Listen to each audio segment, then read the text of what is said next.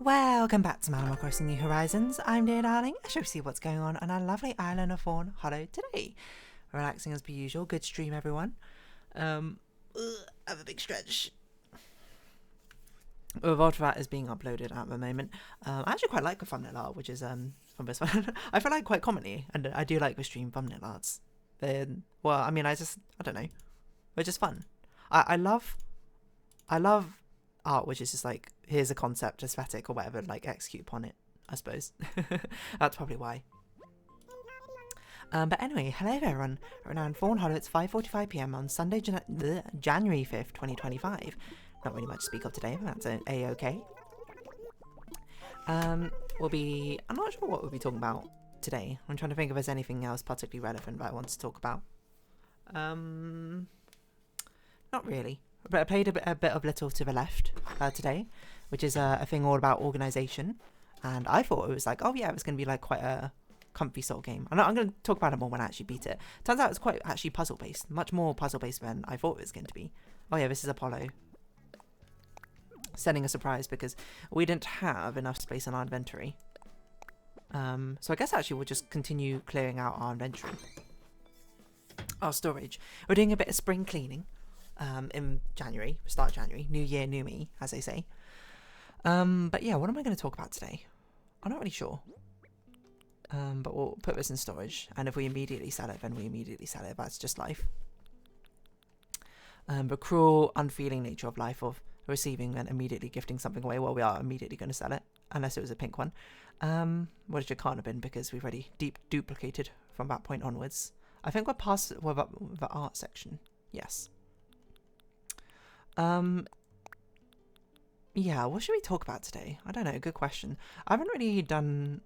I don't need all these chocolate hearts as well, probably. I know I kept them because I think they're like Valentine's themed, but you can also buy them, I'm pretty sure. Leading up to Valentine's.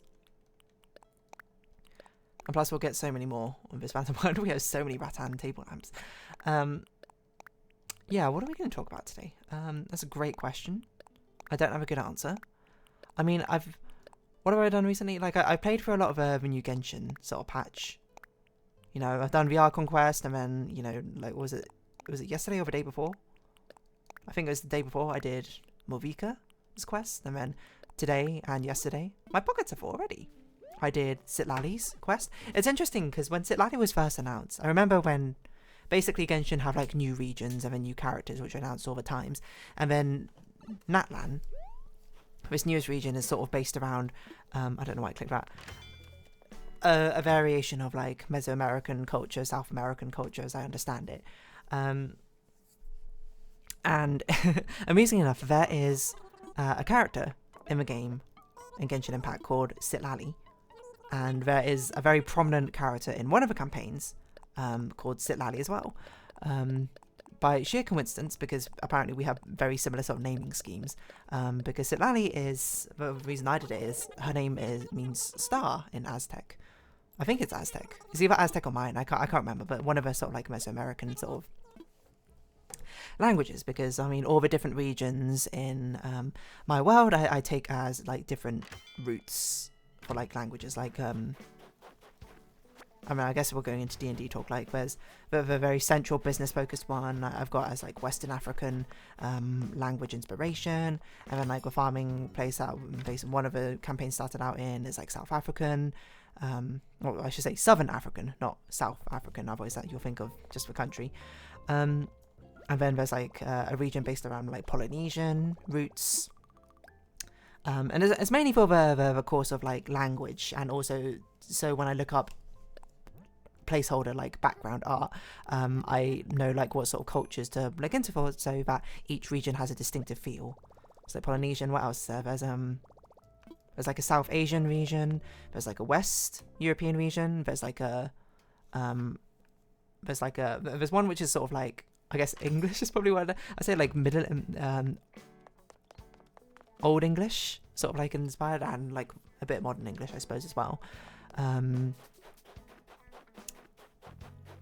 There's one which is much more like North European. There's one which is East Asian. Is that all of them? I think that's all of them. And then like one of the realms, one much to do with like sort of the Dreamscape and stuff all has very sort of like Mesoamerican-esque names. Hence, one of the characters was named Silali in that campaign, because that's kind of like where she came from. I'm no surprise to anyone. Like, I don't think that's spoilers, and it'd be crazy if none of them figured out at that point. And that's where she is currently at the moment. But when that character was announced, I was like, oh my gosh, I feel like I have to pull for this character just because she shares the name of someone very prominent in the campaign. It's the first time I think it's happened as well. I mean, when I try and name things in D&D, I try and name them separate from things which I already have association for in my mind, so they can build their own association. It's not always been the case. There are some characters which I know people in real life with their name, but all the major characters, I think, I don't have an overlap of any previous name that I know of. That might not be true, by the way. Well, okay, and I think about it, that is definitely not true, but anyway. It's not like I named one of the characters after one of my friends or anything like that. Wow, we have so many cartoonist sets. But yeah, anyway, but what I was going to say is that the Genshin Impact, I'm not going to give spoilers for the thing, for whatever's going on in these story quests. I'm not here to be a Genshin analysis YouTuber. What I say, the Archon Quest, I think it's pretty good. I don't think it's, in my opinion, not as good as Fontaine and Sumeru's, but still up there. I think it's third, probably. I think its peak Act 4 is maybe one of the best. I think it only comes second to maybe Fontaine's final act, and it's basically on par with Sumeru's first act, maybe even better than Sumeru's first act, actually. It's so good, Act 4. And Act 5 is, like, fine. but the thing I described is that the entire sort of plot line of this new region is very, very shonen-y. Like, if the region before was all about sort of drama, theatrics, and mystery, and the one before was all very sort of like calculating, logical. Like, I mean, the final act in the region 2 before, called Sumeru, was basically a heist, so very sort of like knowledge based. This one is all for the spectacle, the show. It's dramatic, it's in your face, it's action based, and I was like, I appreciate the fact that it's actually something quite different. It's very shonen-y is how I described it. I said it was the most shonen story to ever exist in Genshin, and I'm not going to say exactly why, but I get it, you know. I think on paper, shonen sort of genre is not a genre which appeals to me that much, because, I mean, you can tell by what I talk about. I talk about character development and, like, narrative arcs and things like that, and, like, drama kind of in that sense. Emotional dynamics, which I'm not saying that shonens don't have that. I think that's misleading to say that shonen is all action and nothing else. Shonens do have that, but the way they portray it, or the way which is framed, I think is a little bit different compared to how you might see it in like a drama, or it's like a slice of life or something like that. But I can still buy into and appreciate the emotional weight which is in shonen, and it's something which I think shonen genres do well, is that sort of feeling of like, against all odds, we stand together strong. It's very much sort of like fight song-y sort of things, where it's just like, it gets you pumped up. Like, I haven't watched that many shonens. Like, I've watched a bit of Attack on Titan, not much, but most of the shonen I've watched is My Hero Academia, where I've watched the first 5 seasons. I'm not even sure if I've watched season 5 now I think about it. Maybe first 4 seasons, something like that. And I think it's hype. I like, me watching it, I think opened up my eyes a bit more to the shonen genre. Because while I agree that My Hero Academia has character bloat problems and doesn't spend enough time like being able to develop the characters to my taste, that's not necessarily what it's going for. It's more like introducing characters as like interesting concepts. You take them as face value, but it's about that sort of unity of like everyone coming together to like against all odds to take down the evil person, you know, pushing yourself to the limit, which is what My Hero Academia taps into and the shonen genre tends to do. And I gotta admit, it's really hype when those moments come about, where it's a sort of, you know, like, I guess the best example I can give if you don't buy into or read much anime and manga is like Avengers Infinity War or Endgame. Well, Endgame is probably the better one, where like all the superheroes come together. It's like the culmination of loads of hype being built up over and over and over again, and it all comes together in this one moment where under this great unity they prevail against all odds, not without loss, not without danger, and not without harm, but they prevail in the end. And it's those moments which just get you hyped up. And I think a lot of it is actually, wow, we have a lot of power stones. Why do we have so many power stones? I guess because for one period, I did a lot of Katrina's fortune telling, and she probably just gave me a load of power stones. And that music hypes me up. Like, I will say, one of my favorite anime, maybe the favorite anime background music I can think of, because I don't think about background music too much. I should definitely listen to it more, because I really like the ones in Hoyoverse games. I just don't play them much. So I've got to find like a Spotify playlist which has them all or something. But the one soundtrack you can play and it will hype me up every time, which has, it almost feels like a visceral emotional impact just of how dramatic it is that song from My Hero Academia. I cannot remember what it's called, but it's a one like in the first episode when Deku when All Might gives like his powers, or like promises to give his powers to Deku or something, and Deku's like crying, like clutching his heart, and it goes like dun dun dun dun dun dun dun dun dun dun. It's just so dramatic. It really embodies the sort of spirit of heroism, right? Which is kind of like, again, what the Shonen and My Hero Academia is all about. It's about being a hero, right? And the weight and the decisions that come with it. And it's that every time I listen to it, I'm just like, this gets me hyped up. This is like, I'm at a grand moment of my life. I'm like standing tall on like a cliff face or something, facing out to what could be doom or me saving the world or something. I think no other soundtrack or song perhaps evokes such like a visceral reaction, I think, in me. Not to say that I'm like standing on or like going ballistic off of walls or anything like that. It's just more like I think about that and I'm just like, I love that song. I wish I remember what it's called, but you can probably find it just in My Hero Academia. What was it? Most famous My Hero Academia soundtrack. Is it You Can Become a Hero? I want to play it, but it's going to absolutely get me copyright written if I do so. You can be a hero. What if I do it like this? I think if I mute the desktop audio. Hold on, let's pause and test that works. Okay, I think you can't hear it at the moment. I think you have no sound at the moment. Just in case, I'll mute the Elgato as well, so you just hear my mic. No, it's not You Can Be a Hero. What is it called? My Hero Academia.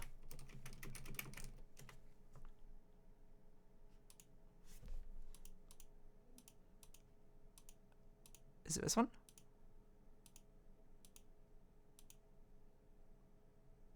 Oh no, it is You Can Become a Hero. Dun, dun, dun, dun, dun. And I found it on All Might speech to Deku. You too can become a hero. You too can become a hero.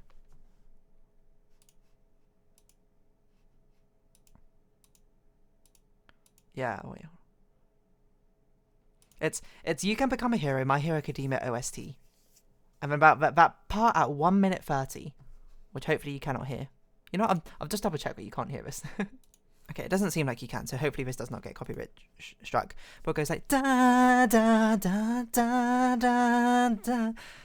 That like invokes, I don't know, that invokes a shonen blood within me to be like, yes, I need to become a hero or something. I need to like leap out my seat. I can save the world.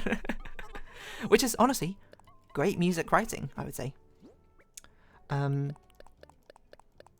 yeah.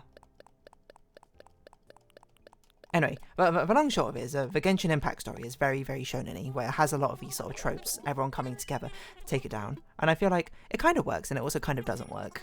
Like, there's parts of it which I think works, and then there's part of it where it's like, because Genshin is such like a lore-based game with a load of interlocking sort of systems, I feel like because shonen has a bit of a less focus of lore, if like shonen is kind of like the epitome of rule of cool. Like, does this technically make sense? No. But does this look cool? Yes, when you go for it.